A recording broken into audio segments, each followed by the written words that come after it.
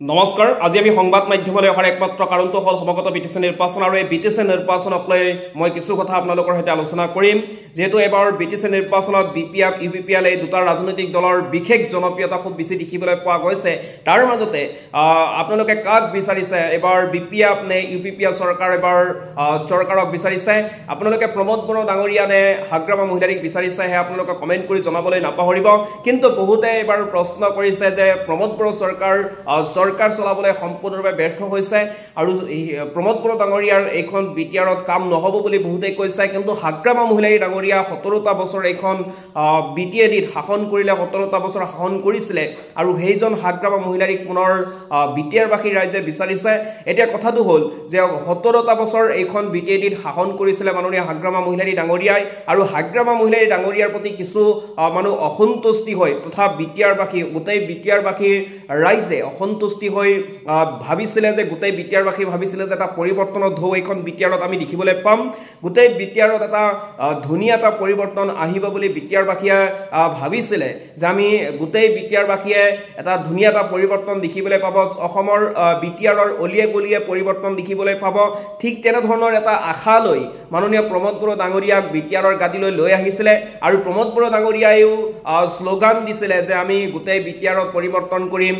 সুইজাৰলেণ্ডৰ দৰে এখন বিটিআৰ আপোনালোকে দেখিবলৈ পাব তেনে ধৰণৰ কিছু স্লোগান প্ৰমোদ বড়ো ডাঙৰীয়াই দিছিলে আৰু প্ৰমোদ বড়ো ডাঙৰীয়াই যে এবাৰ সম্পূৰ্ণৰূপে চৰকাৰ চলাবলৈ যে ব্যৰ্থ হৈছে এই কথাটো স্পষ্ট হৈ পৰিছে ৰাইজৰ তৰফৰ পৰা এই প্ৰশ্ন উত্থাপন কৰা হৈছে যে এবাৰ প্ৰমোদ বড়ো ডাঙৰীয়াই চৰকাৰ চলাবলৈ সম্পূৰ্ণৰূপে ব্যৰ্থ হৈছে আৰু এই কথাবোৰ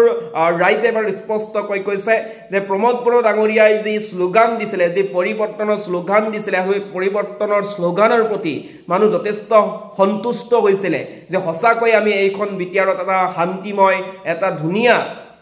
এটা বিটিআৰ আমি দেখিবলৈ পাম পৰিৱৰ্তনশীল এটা বিটিআৰ আমি দেখিবলৈ পাম ঠিক তেনেদৰে বিটিআৰবাসী ৰাইজে এটা গছ ৰোপণ কৰিছিলে যিখন গছে মানুহক অক্সিজেন দিব ফুল ফল চাহ দিব বুলি ভাবিছিলে ঠিক তেনে ধৰণৰ এটা আশা লৈ মাননীয় প্ৰমোদ বড়ো ডাঙৰীয়াক সেই গছখনত উঠুৱাইছিলে আৰু সেই গছখন এবাৰ সেই গছে এতিয়া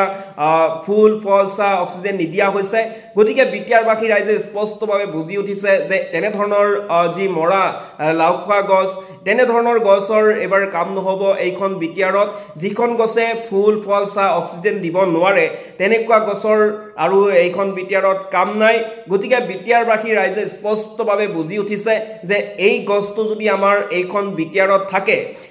তেতিয়া হলে আমাৰ একো পৰিৱৰ্তন নহব গতিকে বিটিআৰবাসী ৰাইজে এবাৰ হাতে হাতে দা লৈ হাজু হৈ আছে আৰু কোনোবাই হাতে হাতে কুৰাল দা লৈ হাজু হৈ আছে সেই গছ কাটিবলৈ হাজু হৈছে এবাৰ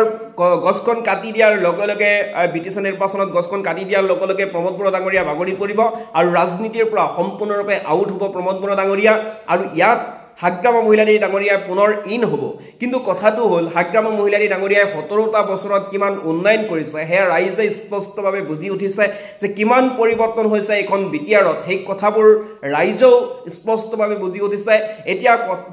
মই এটা প্ৰশ্ন কৰিছো বিটিআৰবাসী ৰাইজলৈ এটা প্ৰশ্ন কৰিছো এবাৰ আপোনালোকে কাক বিচাৰিছে হাগ্ৰামা মহিলাৰী ডাঙৰীয়া নে প্ৰমোদ বড়ো ডাঙৰীয়াক বিচাৰিছে পুনৰবাৰ সেই কথাবোৰ আপোনালোকে কমেন্ট কৰি জনাবলৈ নাপাহৰিব যেহেতু এইটো এটা সংবাদ মাধ্যম হয় আৰু আজি আমি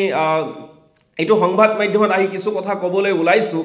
যেহেতু আপোনালোকে কিমান পৰিৱৰ্তন দেখিবলৈ পালে প্ৰমোদ বড়ো ডাঙৰীয়া কিমান পৰিৱৰ্তন কৰিলে এইখন বিটিআৰত কিমান পৰিৱৰ্তন কৰিলে তেওঁ যিদৰে কৈছিলে যে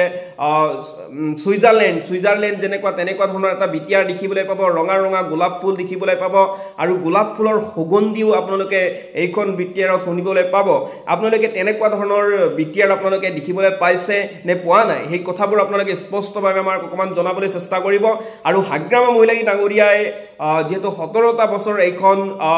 বিটিআইডিত শাসন কৰিছিলে হাগ্ৰামা মহিলাৰী ডাঙৰীয়াই আৰু হাগ্ৰামা মহিলাৰী ডাঙৰীয়াই এবাৰ নিৰ্বাচনৰ আগে আগে হেলিকপ্টাৰো লৈ আহিছে তেওঁ নিৰ্বাচনত জিকিব আৰু হেলিকপ্টাৰ উৰুৱাব কথাটো হল যে নিৰ্বাচনত জিকাৰ আগতে হেলিকপ্টাৰ লৈ আহিছে এতিয়া হাগ্ৰামা মহিলাৰী ডাঙৰীয়াক আপোনালোকে নিৰ্বাচনত জিকাব নে নিজিকাব বা প্ৰমোদ বড়ো ডাঙৰীয়াক এবাৰ ভোট দিব নে নাই এই কথাবোৰ আপোনালোকে অকমান স্পষ্টভাৱে জনাব যেহেতু আমি এটা নতুনকৈ এটা সমীক্ষা বিচৰা হৈছে এবাৰ কাৰ চৰকাৰ এইখন বিটিআৰত আহিব কাৰ